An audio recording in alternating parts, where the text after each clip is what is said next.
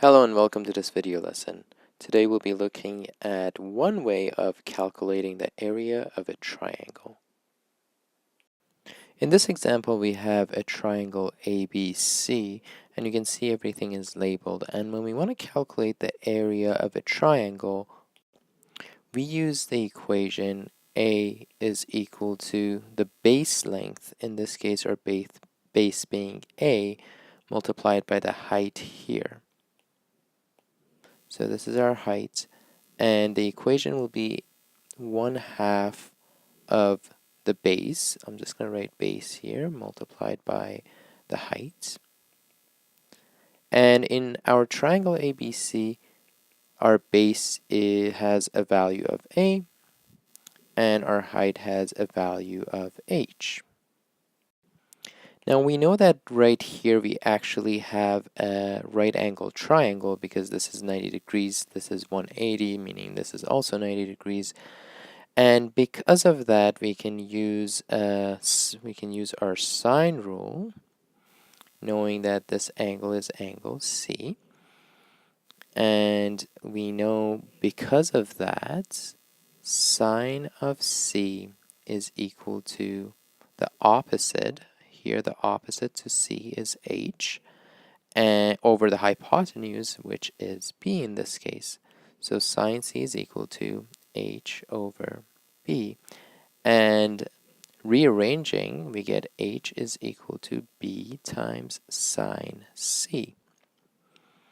Now, putting this into our equation, area is equal to half AH. We know that H can be written as B sine C, and therefore the equation of the triangle can be written as 1/2 AB sine C. This is really useful because whenever you have a situation in which you have a length, and an angle in between, then you can always use this equation to find the area of your triangle. Now, if we had angle B and lengths A and C, the equation would be 1/2 AC times the sine of angle B. Or if we had length B and C and angle A, our equation would be 1/2 B times C multiplied by sine of our angle A. Okay, let's look at this example. We have triangle ABC, and we want to find the area of the triangle. Now, what we're given is length C, length B, and the angle in between, which is 30, which is perfect because we can use our equation. And A is equal to 1/2. In this case, the lengths that were given are B and C, and the angle that's given to us is angle A. So 1/2, our length B is opposite to angle B, so 15.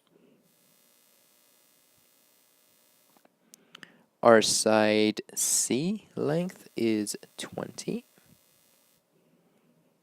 And our angle is 30 degrees, or pi over 6.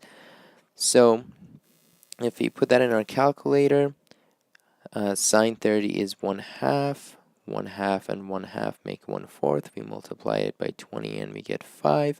And we multiply that by 15 and we should get 75. And our unit is centimeters. And because we are squaring, or we're multiplying two lengths, in this case our area has a unit of centimeters squared.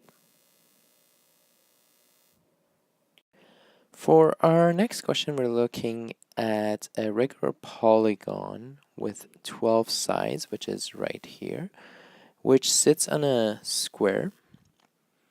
And we want to find the ratio of the area that's actually shaded in green. So we're looking at this area versus the outside area. This can be done in many ways. One way to do it is to kind of break this down into smaller pieces, and we can see if we divide and just look at this little section over here. I'm going to redraw it. And it will look something like this. And we know that this whole shape is, or this whole angle from here to here is 360.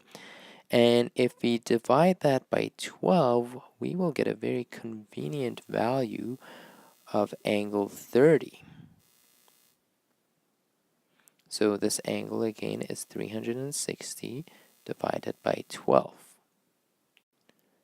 Once we have this, we can kind of find the area of one triangle really easily.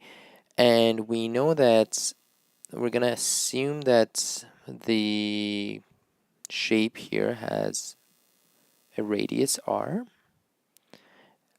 or length r, and if that's the case, if this length is r, that means this length is also r.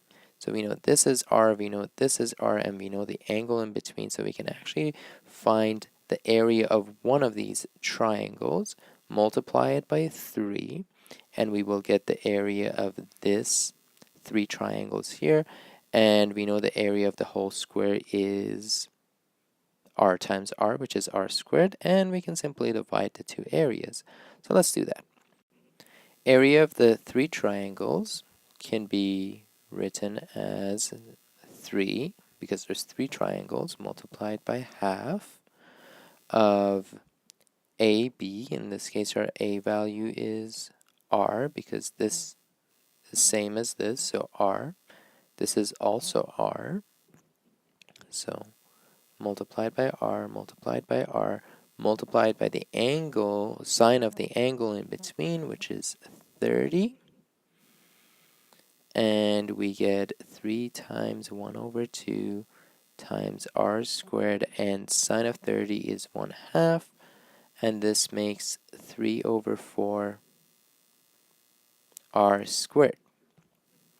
The area of the square is simply side times side, and in this case it's just r squared.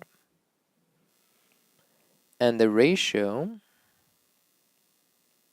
is equal to the area of the triangles divided by area of the square.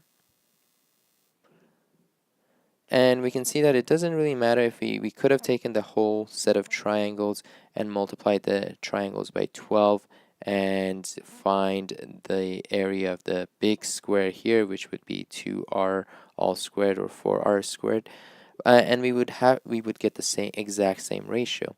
So area of triangles is 3 over 4 r squared, and the area of the squares is r squared, and this would give us the ratio of 3 over 4 as our final answer.